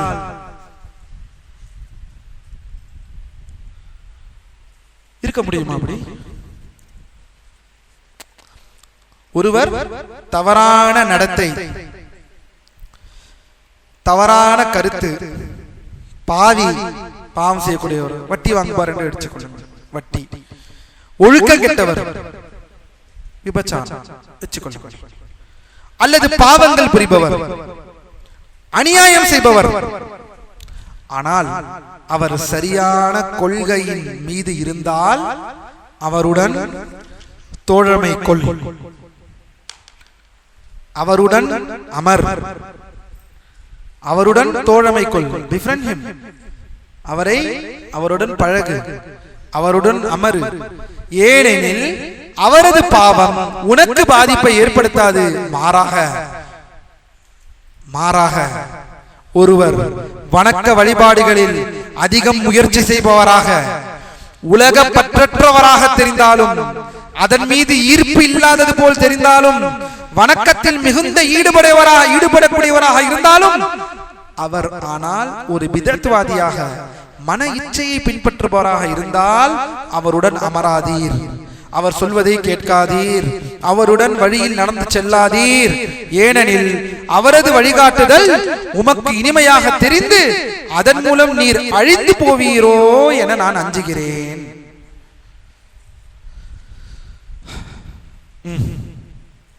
என்ன என்ன புரிகிறது? அல்லாஹ்வின் அடியார்களே, இந்த அடிப்படையை புரிவது நம் மீது கடமையாக இருக்கிறது. இதுதான் அல்லாஹ்வின் அடியார் உலமாக்களே தான் சொல்கிறார்கள். பிதத்வாதிக்கும் ஒரு பாவத்தாளிக்கும் உள்ள வித்தியாசத்தை உலமாக்கள் விளக்குகிறார்கள். அல்லாஹ்வின் அடியார்களே, பாவங்களில் பெரும்பாவம் இணை வைப்பு. பாவங்களில் பெரும்பாவம் இணை வைப்பு. உலமாக்கள் கொள்கை, சத்தியம், சுன்னா, பிதஅத் இல்லாமல் இருப்பதுதான் அடிப்படை. அதற்கு பின்னால் ஒரு மனிதன் தன்னை நெறிப்படுத்தக்கூடிய உலக விஷயங்கள் நெறிப்படுத்தக்கூடியது தன்னுடைய ஒழுக்கம். இஸ்லாம் எல்லாத்தையும் சொல்கிறது. ஆனால் கொள்கையும் சுன்னாவும் அடிப்படை. இது அஸ்திவாரம். இந்த அஸ்திவாரம் ஒருவருக்கு கலைந்து விட்டு அவர் என்னதான் இந்த விஷயத்தில் ஒருவர் நான் கேட்கிறேன், இப்போது அல்லாஹ்வின் அடியார் இந்த கேள்விக்கு பதில் சொல்லுங்கள். அல்லாஹ்விற்கு இணை வைத்தார், இணை வைத்த நிலையில் மரணிக்கிறார். ஆனால் விபச்சாரத்தை ஒருபோதும் அண்டாத ஒரு மனிதர் அல்லாஹ்விற்கு இணை வைத்து ஒருவர் மரணிக்கிறார், இணை வைப்பில் மரணிக்கிறார். நம் கொள்கை என்ன? இதுதான் அடிப்படை. அல்லாஹ்வுடைய கதர். அல்லாஹ் இப்படித்தான் மார்க்கத்தை நமக்கு கொடுத்திருக்கிறான் ரப்புல் ஆலமீன். ஏன் கேள்வி என்ன தெரியுமா? எப்படிங்க விபச்சாரம் செய்யாம மரணிக்கிறாரு, ஆனா அவர் எப்படி? யாராவது கேட்க முடியுமா? உலமாக்கள் இங்குதான் கேட்கிறார்கள். அடே மனிதா, நன்றி கெட்ட மனிதா, நன்றி கெட்ட மனிதா, மக்களின் உரிமைகளை பார்க்கக்கூடிய நீ படைத்தவன் உரிமையை ஒருவன் தராமல், படைத்தவன் உரிமையில் ஒருவன் அநீதி இழைத்தவனாக ஒருவன் இருக்கிறான் என்றால் அவனுக்கு என்ன சொர்க்கம் என்பதை தெளிவாக மார்க்கம் விளக்குகிறது. அல்லாஹ்வின் அடியார்களே, மனிதனுடைய உரிமையை பற்றி பேசிக் கொண்டிருக்கக்கூடிய நாம், நமக்கு உணவை அளித்து நமக்கு வாழ்வாதாரத்தை வழங்கி இந்த பூமியில் யாருமே இல்லாத நாம் ஒரு உடைமையாக இந்த பூமியில் குறிப்பிட்ட காலம் வாழ்ந்து இந்த பூமியில் உள்ள அனைத்தையும் செலவழித்து அனுபவித்து செல்கிறோம். ஆனால் படைத்தவனுக்கு உரிமையில் அநீதி இழைத்தவராக செல்கிறோம் என்றால் இதற்கல்ல, இதற்காகத்தான் அல்லாஹ் படைத்தான். அல்லாஹ் எதற்காக படைத்தான்? அவனை வணங்குவதற்கு. இந்த வணக்கத்தில் ஒரு இணை வைப்பில் மரணித்தால் அவன் எப்பேற்பட்ட செயலாளியாக இருந்தாலும் அல்லாஹ்வுடைய கதர், அவர் நரகத்திற்கு செல்பவர் என்பது இஸ்லாமிய மார்க்க அடிப்படை. இதனால் தான் படித்து படித்து சொல்கிறோம் தௌஹீத் தௌஹீத் தௌஹீத் என்று. இதனால் தான் ஒரு முஸ்லிமிற்கு தௌஹீத் வேண்டும். தௌஹீத் இல்லை என்றால், அல்லாஹ்வுடைய உரிமைக்கு முக்கியத்துவம் தரவில்லை என்றால் மனிதனின் உரிமையை நீ பெருசாக பேசி ஒரு பிரயோஜனமும் இல்லை. ஆனால் அதுவே ஒரு தௌஹீத் இருந்து விட்டால் அல்லாஹ் நாடினால் மன்னிப்பை வழங்குவான். அவருடைய மிச்ச பாவங்களுக்கு அல்லாஹ் நாடினால் மன்னிப்பு. அப்படியே இல்லை என்ற நரகம் சென்றாலும் அவர் மறுபடியும் ஒரு நாள் ஜீவநதியில் தூக்கி வீசப்படுவார். நஹருல் ஹயாத், அந்த ஜீவநதியில் கரிக்கட்டையாக அவர் தூக்கி வீசப்படுவார். நம்முடைய கொள்கை. ஆனால் கொள்கை குழி தோண்டி புதைத்து விட்டவர்களுக்கு தான் இந்த வழிகேடெல்லாம் நமக்கு தெரியும். சரி, அதனால் இங்கே என்ன சொல்கிறார் ஷேக் அவர்கள்? பாவத்தாளியுடன் கொஞ்சி கொலா என்று சொல்கிறார்களா? அந்த அளவிற்கு பிதத்துகள் எவ்வளவு மோசம் என்பதை நமக்கு விளக்குகிறார்கள். பாவம் செய்யாதே என்று அத்துணை விஷயங்களை படித்திருக்கிறோம் நாம் நூலாசிரியர். ஆனால் இந்த இடத்தில் ஏன் இப்படி சொல்கிறார்கள்? அவன் கொள்கையில் சரியானவனாக இருந்தாலும் அவன் பாவத்தாளி, அவனோடு சேர, ஆனால் இவனோடு சேராது. இவர் நல்லவர் போல இருந்தாலும், ஏனெனில் இவர் பிதத்வாதி, இவர் நபியுடைய சுன்னாவை தாண்டி மார்க்கத்தில் ஏதோ இருக்கிறது, நபி சொல்லாததை தாண்டியும் மார்க்கத்தில் நிறைய நல்ல விஷயம் இருக்கிறது செய்பவர். நபி சொல்லாத வழியை கொண்டு நாம் அல்லாஹ்வை இன்னும் நெருங்க முடியும் என்று சொல்வது எவ்வளவு பெரிய உரிமை மீறல். நபி அல்லாஹ்வுக்கு நெருங்குவதை எல்லாவற்றையும் காட்டி தந்து விட்டார்களா இல்லையா? நம்புகிறீர்களா இல்லையா? நம்புகிறீர்களா இல்லையா? அப்படி நம்புபவன் பிதஅத்தை ஹராம் என்று தன் மனதில் வெறுப்பான். அப்படி நம்பாதவன் எடுத்து நடத்துவான், பிதஅத்தை நார்மலைஸ் செய்வார். எப்போது சமூகம் முயற்சி விழித்துக் கொள்ளும் அல்லாஹ்வின் அடியார்கள்? எப்போது? இன்னும் எப்போது ஒரு செயலை செய்கிறோம், அல்லாஹ்விற்கு நெருங்கக்கூடிய வழியை என் மாணவி எனக்கு காட்டி தந்திருப்பார்கள், ஹதீஸில் இருக்கிறதா காட்டுங்கள் என்ற கேள்வி எப்போது எழும்? இன்னும் எத்தனை நாள் இருக்கு? நரகத்திற்கு செல்லும் புது காரியங்கள் உங்களை நரகத்திற்கு கொண்டு போய் சேர்க்கும் என்று சொன்னார்களே நபி அவர்கள். அதை இங்கே உணர்த்துகிறார்கள். இன்னும் சொல்கிறார்கள் உலமாக்கள், பிதத்வாதி மோசமானவரா பாவத்தாளி மோசமானவரா? யாருக்கு தெரியும்? ஏன், என்ன காரணம்?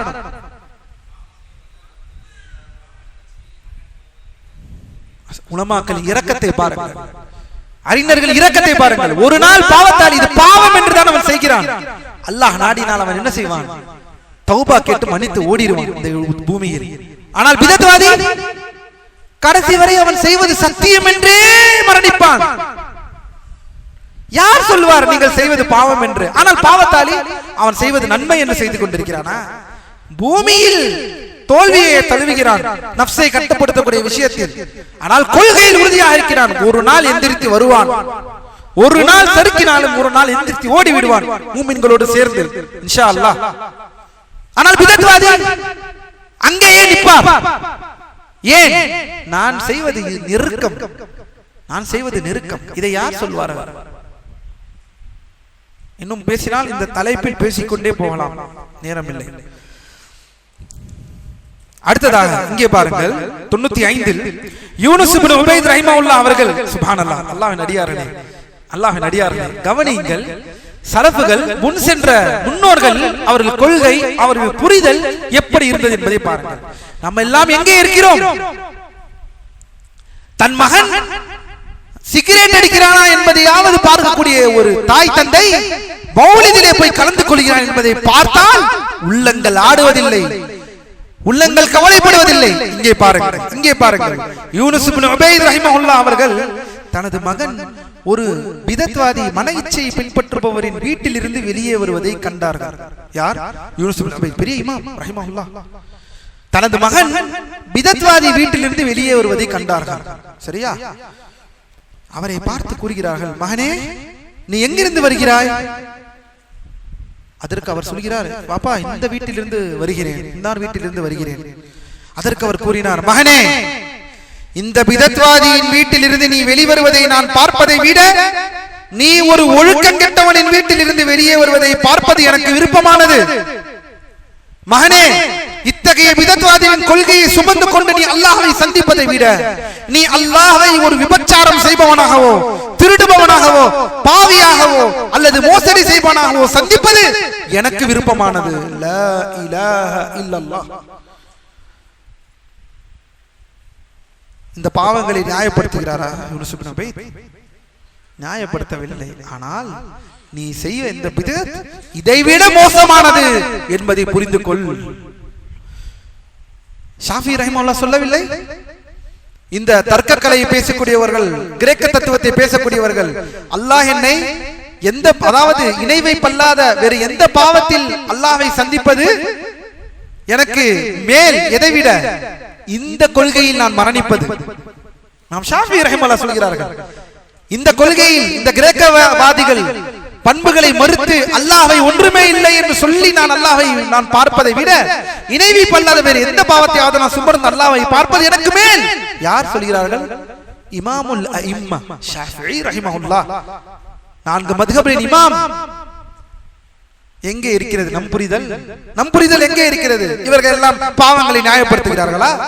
இவர்கள் எல்லாம் வட்டியை நியாயப்படுத்துகிறார்களா? விபச்சாரத்தை நியாயப்படுத்தக்கூடியவர்களா? வாழ்ந்து காட்டி சென்றவர்கள், ஹலால் ஹராமை பேணி. ஆனால் பிதத்துகள் முன்னிலையில் இதெல்லாம் ஒன்றும் இல்லை. மார்க்கத்தில் தௌஹீதிற்கு எதிராக வருவதற்கு இதெல்லாம் ஒன்றும் இல்லை. எப்போது விழிப்படைய போகிறோம் அல்லாஹ்வின் அடியார்களே? ஒரு ஒழுக்கங்கேடானவர் தனது மகனை அவனது மார்க்கத்தை விட்டு வழிகெடுக்க மாட்டார். பாருங்கள் என்ன காரணம். இமாம் பர்பஹாரி ஒரு விஷயத்தை சொல்கிறார்கள், பாருங்களேன்.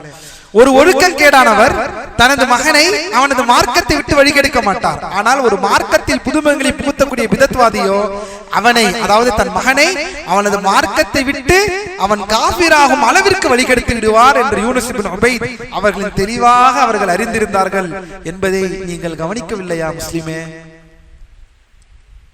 என்ன சொல்கிறார்கள் இமாம் பர்பஹாரி?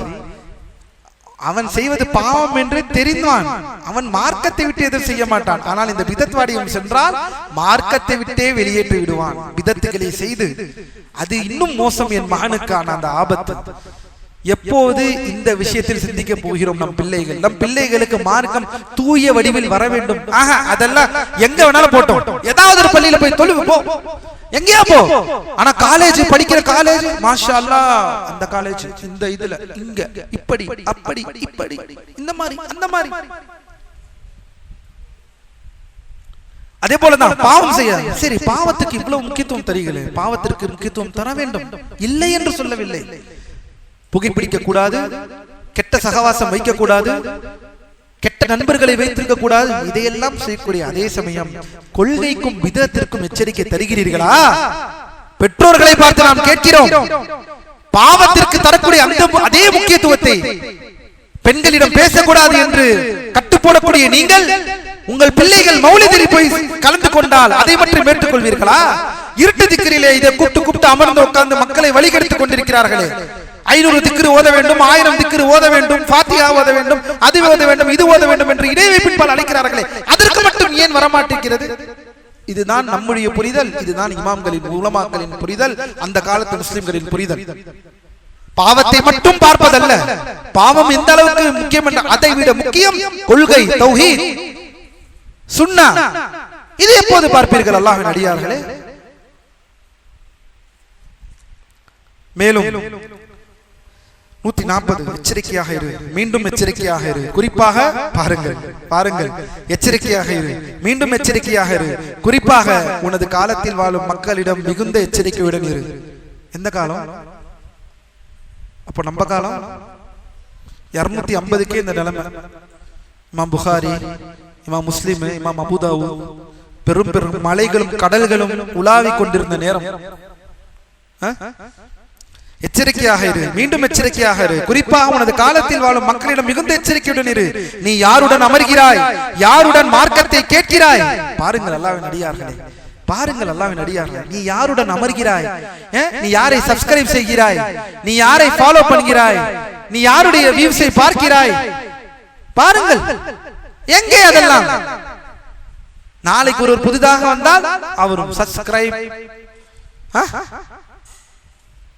எச்சரிக்கையாக இரு. நீ யாருடன் அமர்கிறாய், யாரிடம் கேட்கிறாய், யாருடன் தோழமை கொள்கிறாய் என்பதில் மிகவும் கவனமாக இரு. ஏனெனில் அல்லாஹ் யாரை காப்பாற்றினானோ அவர்களை தவிர மற்ற மக்கள் அனைவரும் மார்க்கத்தை விட்டு வெளியேற்றுவதை போன்றே இருக்கிறார்கள். சுப்ஹானல்லாஹ், சுப்ஹானல்லாஹ். ஒரு மனிதர், இதே போல அல்லாஹ்வின் அடியார்களே வழிகேட்டலை சொல்கிறார்கள். ஒரு மனிதர் இப்னு அபி துஆத், பிஷ்ர் அல்-மர்ரிஸி, சுமாமா அல்லது அபுல் ஹுதைல் அல்லது ஹிஷாம் அல்-பூதி அல்-ஃபூதி அல்லது இவர்களை பின்பற்றுபவர்கள் மற்றும் இவரது வட்டாரங்களை பற்றி நல்ல விதமாக நினைவு கூறுவதை நீ கண்டால் அவரிடம் எச்சரிக்கையாக இரு. சரி, இப்ப அதே போல நம்ம ஒரு 5 பேரை சொல்லாமா? நம்ம ஒரு 5 பேரை சொல்லி அந்த 5 பேரை ஒருத்தவங்க புகழ்ந்தாங்கன்னா எச்சரிக்கை இருக்க மாட்டேன். ஏன்னா அவருடைய ஃப்ரெண்டு, ஏன்னா அவருடைய நண்பன், ஏன்னா அவர் என்னோட தோழர், என் உயிர் தோழர், ஹதீஸ் மறுப்பு கொள்கையில் இருப்பார், கபரை முட்டி கொண்டிருப்பார். அந்த நண்பனுக்கு இதுதான் நீங்கள் செய்யக்கூடிய நன்மையா? அந்த நண்பனுக்கு செய்யக்கூடிய நன்மை இப்படித்தான் நீங்கள் அவருக்கு உபதேசம் செய்வீர்களா? இங்கு சொல்கிறார்கள், இந்த மாதிரியான வழிகட்டவர்களுடைய பின்பற்றுபவர்கள் அல்லது இவர்களது வட்டாரங்களை பற்றி நல்ல விதமாக நினைவு கூறுவதை நீ கண்டால் அவரிடம் எச்சரிக்கையாக இரு. ஏனெனில் அவர் ஒரு வழிகேடர். ஏனெனில் மேற்கூறியவர்கள் அனைவரும் மார்க்கத்தை விட்டு வெளியேறிய நிலையில் இருந்தவர்கள். இவர்களை எல்லாம் யார், இவர்கள் என்ன கொள்கையில் இருந்தார்கள்? இந்த இப்னு அபி துஆத், பிஷ்ர் அல்-மர்ரிஸி, சுமாமா, அபூ ஃபூதி இவர்கள் எல்லாம் யார் என்பதை எல்லாம் நூலில் தெளிவாக கொடுத்திருக்கிறேன் பின்னோட்டத்தில். அதில் இன்ஷா அல்லாஹ் இதில் தெளிவாக உங்களுக்கு இருக்கும். அப்படி என்றால் இவர் மேற்கூறியவர்கள் அனைவரும் மார்க்கத்தை விட்டு வெளியேறிய நிலையில் இருந்தவர்கள். அவர்களை பற்றி நன்மையாக பேசுபவனையும் அவர்களை போன்ற அந்தஸ்தில் இருப்பவர்களை நினைவு கூர், நல்ல விதமாக நினைவு கூறுபவர்களையும் நீ விட்டு விடு, புறக்கணித்து விடு. புறக்கணிக்கிறோமா? அல்லாஹ்வின் அடியார்களே, பிதத்தில் என்ன அல்லாஹ்வின் அடியார்களே ஃப்ரெண்ட்ஷிப்? பிதத்தில் எப்படி ஃப்ரெண்ட்ஷிப்? ஷிர்க்ல எப்படி ஃப்ரெண்ட்ஷிப் வரும்? உபதேசம் தான் வரணும். உபதேசம் செய்யுங்க, உபதேசம் செய்யுங்க, தப்பு இல்லை. உபதேசம் செய்யுங்க. உங்களை யாரும் நண்பன் சொல்றீங்களே, உங்களை ஃப்ரெண்டுன்னு சொல்றீங்களே, அவங்களோட டீ குடிக்கிறீங்க, அவங்களோட அமர்றீங்க, அவங்களோட செல்றீங்க, அவங்களுக்கு நன்மை நாடுறீங்களா? நன்மை என்ன நாடுறது? உலக விஷயத்துல 500 ரூபாய் 1000 ரூபாய் காசு கொடுத்துக்கிட்டு இதுவா? சொர்க்கத்தின் விஷயத்தில் என்ன நன்மையை நாடினீர்கள் உங்கள் நண்பர்களுக்கு? இதில் சமரசம், பிதத்தில் சமரசம். இது எப்படி ஏற்றுக்கொள்ள முடியும்? அல்லாஹ் நம்மை நேர்வழியிலே செலுத்துவானாக. இஸ்லாத்தில் மக்களை அனாவசியமாக சோதிக்கும் வழிமுறை என்பது பிதஅத்தாகும். இதை எதை சொல்கிறார்கள் நூலாசிரியர்? இஸ்லாத்தில் மக்களை அனாவசியமாக சோதிக்கும் வழிமுறை என்பது பிதஅத்தாகும். ஆனால் இன்று ஒரு மனிதரை சத்திய அஹ்லு சுன்னா கொள்கையை கொண்டு சோதிப்பது அவசியமாகிறது. சரி, சோதிப்பது எதை காட்டுகிறது? எந்த வரலாறு? முஹம்மது காலத்தில் இருந்தது, ஜஹ்மியாக்கள் காலத்தில், மஅமூனுடைய ஆட்சி காலத்தில் குர்ஆன் படைக்கப்பட்டது என்று எவன்லாம் சொல்ல அவனெல்லாம் புடி. குர்ஆன் விஷயத்துல யாரெல்லாம் வழிகட்டு இந்த கொள்கையில் இருக்கிறாங்க அவனெல்லாம் பிடிச்சிட்டு வந்து அடி, சிறைப்பிடி, அந்த சோதனை அது அனாவசியமானது, தேவையில்லாதது. அப்படி சொன்ன இமாமை இப்ப சொல்கிறார்கள். ஆனால் இன்று ஒரு மனிதரை சத்திய அஹ்லு சுன்னா கொள்கையில் கொண்டு சோதிப்பது அவசியமாகிறது மார்க்க விஷயத்தில் பேசினார். அப்படி நமது காலத்தில் எப்படி இஸ்லாம் என்றால் எல்லாம் முடிந்து விட்டதா? இஸ்லாம் என்ற ஒரு வார்த்தையில் எல்லாரும் அடங்கிவிட்டோம் என்றால் காதியானியும் அடங்கிவிட்டார், எல்லாரும் அடங்கிவிட்டார்கள், இஹ்வானிகள் அடங்கிவிட்டார்கள். வணக்க வழிபாடுகளை விட்டுவிட்டு மக்களை அரசாட்சிக்கும் நாற்காலிக்கும் அழைக்கப்படுபவர்களும் அடங்கிவிட்டார்கள். அப்படி எதுதான் சத்திய இஸ்லாம்? எது நபி வழி? இப்பொழுது அவசியமாகிறது. ஏனெனில் பக்கம் 98, ஏனெனில் அறிஞர்கள் கூறியுள்ளார்கள், நிச்சயமாக இந்த கல்வி என்பது மார்க்கமாகும். எனவே உங்களது மார்க்கத்தை யாரிடமிருந்து பெறுகிறீர்கள் என்பதை கவனமாக இருங்கள். சுப்ஹானல்லாஹ், இதை எங்கே எழுதி வைத்து பொறிப்பது அல்லாஹ்வின் அடியார்களே? நிச்சயமாக இந்த கல்வி அல்லாஹ்வின் அடியார்களே, ஒரே கேள்வி, உங்கள் உலக விஷயத்தில் உங்களை யாராவது தடுத்தார்களா? உங்கள் உலக விஷயத்தில் உங்களை யாராவது தடுத்தார்களா? ஹலாலை பேணி உங்கள் இஷ்டப்படி நீங்கள் இந்த பூமியில் சம்பாதித்து வாழுங்கள், உங்கள் இஷ்டப்படி வாழுங்கள், ஹலாலோடு இருங்கள், வலில்லாஹில் ஹம்த், ஹராம் இல்லாமல் இருங்கள். உங்களை மார்க்கம் தடுக்கிறதா?